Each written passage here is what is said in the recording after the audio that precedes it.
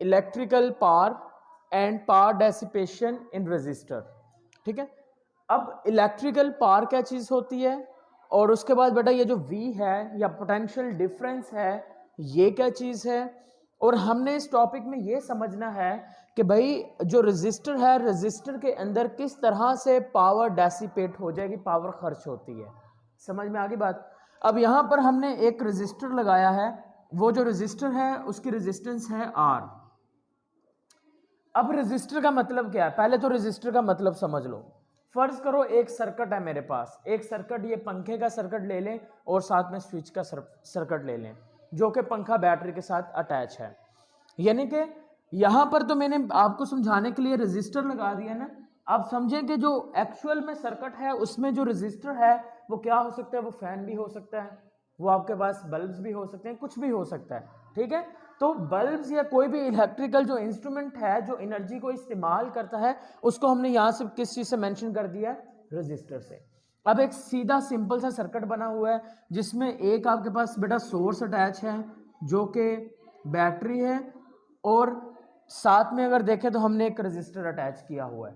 और मैंने कहा कि दोनों जो टर्मिनल्स हैं, ये वाला जो टर्मिनल है बेटा, ये वाली साइड पॉजिटिव है, दूसरी साइड कौन सी है, नेगेटिव है। उनके दरमियान जो पोटेंशियल का डिफरेंस है वो क्या है, V है।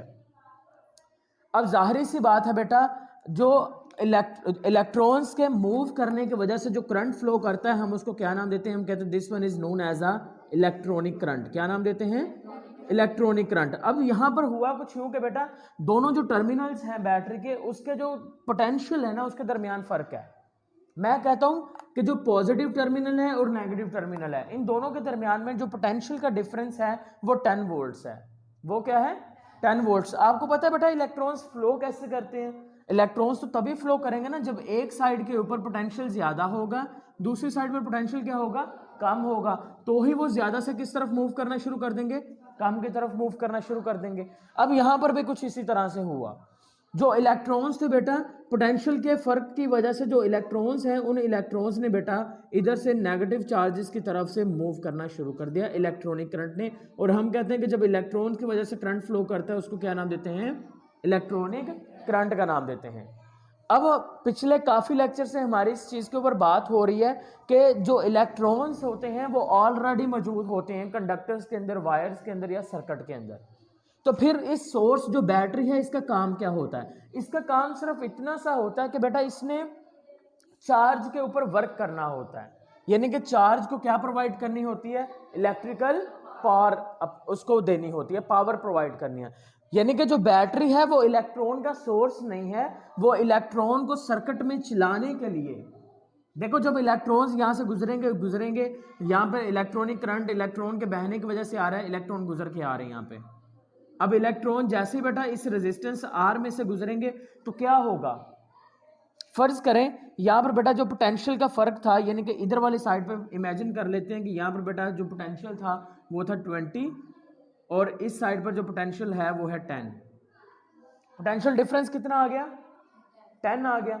लेकिन असल में जो होता है पोटेंशियल ज्यादा वो किस साइड पे होता है, पॉजिटिव साइड्स पे। ठीक है, क्योंकि अब हम इलेक्ट्रॉनिक करंट की बात कर रहे हैं तो इस वजह से मैंने यहां पर थोड़ा सा पोटेंशियल का फर्क कर दिया, लेकिन आप समझ जाना। अच्छा, अब देखें जब करंट या जो इलेक्ट्रॉन्स हैं, इलेक्ट्रॉन जब इस रेजिस्टर में से गुजरेंगे, देखें यहां पर अगर पॉइंट ए के ऊपर इलेक्ट्रॉन है तो उसकी ताकत ज्यादा है, लेकिन जैसे वो पॉइंट ए से पॉइंट बी तक पहुंचे हैं उसकी ताकत 20 से होकर कहां पे आ गई है, 10 पे आ गई, यानी कि उसकी ताकत कम हो गई ना। यानी कि उसकी जो एनर्जी है वो कब जाया हो रही है, जब वो रेजिस्टर में से पास हो रहा है। जब वो कहां से पास हो रहा है, रेजिस्टर में से पास हो रहा है, तो उस इलेक्ट्रॉन की एनर्जी डेसिपेट हो रही है। जब ये इलेक्ट्रॉन बेटा इसकी एनर्जी कम हो गई, एनर्जी कम हो गई, ये घूमता घुमाता वापस यहाँ पर सोर्स के पास आएगा। जब ये सोर्स के पास पहुंचेगा तो जाहिर सी बात है इसकी एनर्जी लो हो चुकी होगी। अब अगर दोबारा फिर इस इलेक्ट्रॉन को आगे चलाना है उसी रास्ते पे, किसी को तो उसको पावर देनी पड़ेगी ना। अब वो जो पावर होगी वो कौन प्रोवाइड करेगा, वो सोर्स प्रोवाइड करेगी। यानी कि अब पावर किस फॉर्म में देगी, जो बैटरी होगी बेटा, बैटरी इस चार्ज Q के ऊपर वर्क करेगी। चार्ज Q के ऊपर क्या करेगी, वर्क करेगी। अब बेटा जब चार्ज Q के ऊपर वर्क किया जाएगा तो अब हम उसको लिखते किस तरह से हैं, आपने एक टर्म पढ़ी है बेटा, पोटेंशियल डिफरेंस या electric potential chapter number 12 electrostatistic में, वहां पर आप लोग पढ़ते हैं कि भाई जो पोटेंशियल डिफरेंस होता है आपके पास V, that is equal to, वो किस चीज के इक्वल होता है, वो होता है हमारे पास जो हमने वर्क किया होता है, हमारे पास जो डेल्टा V होता है वो किसके इक्वल होता है, वो हमारे पास इक्वल होता है बेटा जो हमने वर्क किया होता है, और साथ में वो किसके इक्वल होगा, जिस चीज के ऊपर वर्क किया होगा। अब हमने वर्क किसके ऊपर किया है, हमने वर्क किया चार्ज के ऊपर। Is that clear? Charge work हमने चार्ज के ऊपर किया, यानी कि अगर हम W निकालें तो W आपके पास क्या आ जाएगा, W इज इक्वल टू हमारे पास बेटा आ जाएगा QV आ जाएगा, क्या आ जाएगा, QV आ जाएगा, या फिर डेल V लिख लें, ये आ जाएगा आपके पास। अब इलेक्ट्रिकल पावर क्या होती है? अच्छा, इस शार्ट क्वेश्चन को लिखने से पहले ना आप लोग चंद एक लाइंस लिख लीजिएगा। अगर आप लिखना चाहते हैं, for example line number first आप कहेंगे एक सर्किट है, उस सर्किट के अंदर एक रेजिस्टर अटैच है जिसकी रेजिस्टेंस है R, फिर हमने उसको अटैच कर दिया एक सोर्स के साथ, इलेक्ट्रॉनिक करंट या करंट फ्लो करना शुरू कर गया, और जैसे करंट उस रेजिस्टर में से गुजरेगा उसकी जो एनर्जी है वो डेसिपेट हो रही है, उसको पावर किसने प्रोवाइड करनी है, सोर्स ने प्रोवाइड करनी है। अब पावर होती क्या है, पावर हम कहते हैं कि P is equal to, what is power बेटा, पावर होती है P is equal to W/T, यानी कि आप जितना वर्क करेंगे यूनिट टाइम के अंदर वो क्या कहलाएगी, वो पावर कहलाएगी, क्या कहलाएगी, पावर कहलाएगी।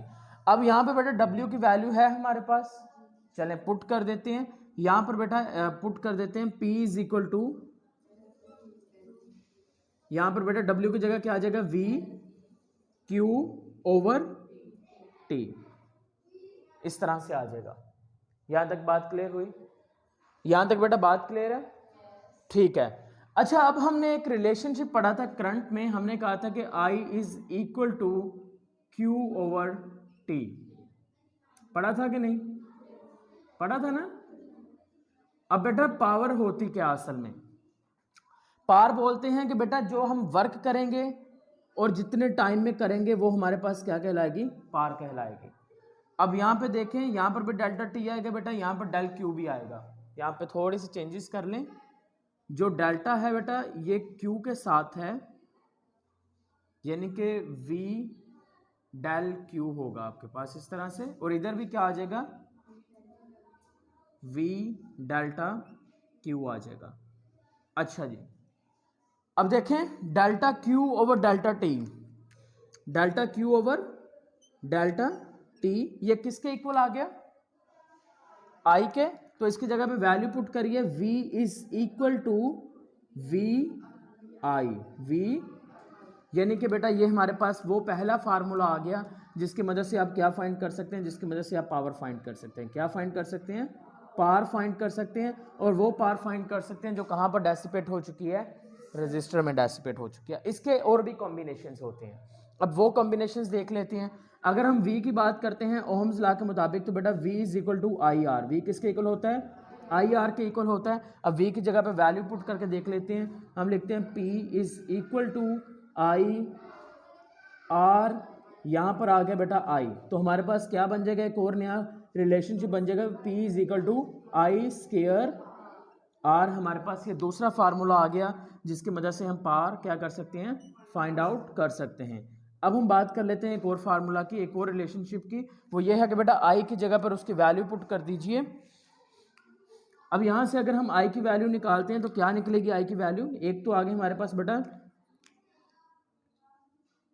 एक तो हमारे पास ये आ गया, अगर यहाँ से मैं I निकालना चाहूँ मैं लिखूंगा I is equal to V/R, तो यहाँ पर I की जगह पे वैल्यू पुट करिए, तो बेटा P is equal to V/R whole square is equal to R, ये ओपन हो जाएगा, V स्क्वायर R/R स्क्वायर यानी कि R मल्टीप्लाई बाय R से कैंसिल हो गया, तो आपके पास रिलेशनशिप क्या बनेगा, आपके पास बन जाएगा P is equal to V square over R, so that is a third relationship, जिसकी वजह से बेटा आप क्या फाइंड कर सकते हैं, आप पावर डेसिपेशन इन रजिस्टर क्या कर सकते हैं, फाइंड कर सकते हैं।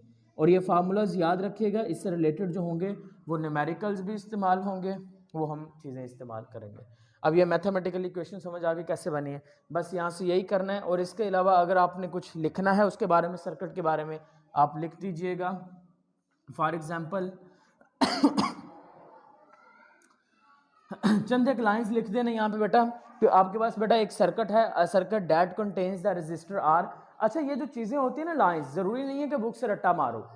आपको अगर सर्किट समझ आ गया है ना तो आप खुद से भी लिख सकते हो